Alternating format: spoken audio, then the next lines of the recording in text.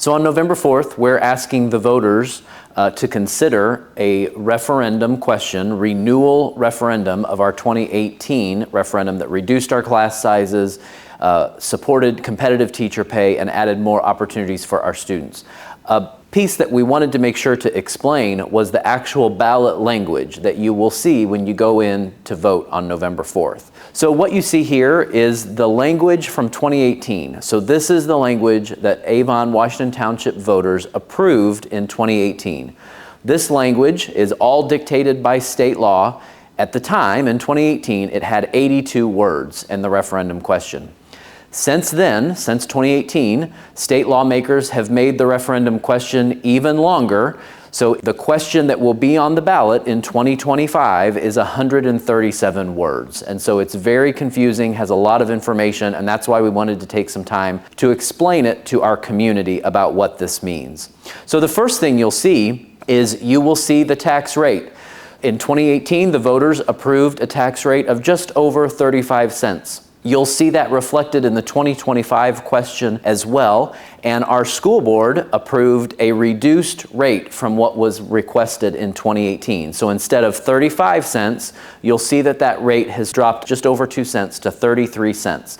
So that's the ask in this referendum in 2025, is instead of the 35 cents that the voters approved in 2018, a reduction to 33 cents in 2025 as a maximum rate. Even though that is a reduction of 2 cents in the tax rate, the question is required to say the word increase 4 times. So when you read the question, you'll see the word increase 4 times. It doesn't take into account that we in Avon are requesting for a reduced tax rate.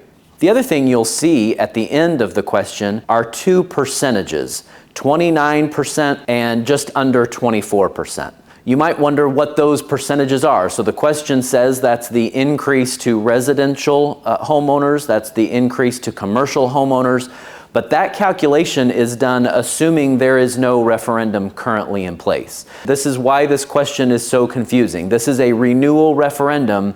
The referendum is in place right now. These percentages assume there is no referendum currently. These percentages also assume that the school would apply the full tax rate that the voters approve. But we have never applied the full tax rate that the voters approved in 2018. We hope that we don't have to do that again with 2025, but we have to assume what might we need, what's the worst case scenario over the next 8 years. So these 2 percentages are really confusing because number one, they don't take into account that we currently have a referendum in place, and number two, they are assuming that we would apply the full maximum tax rate, which we just have never done over the last 7 years of the current referendum.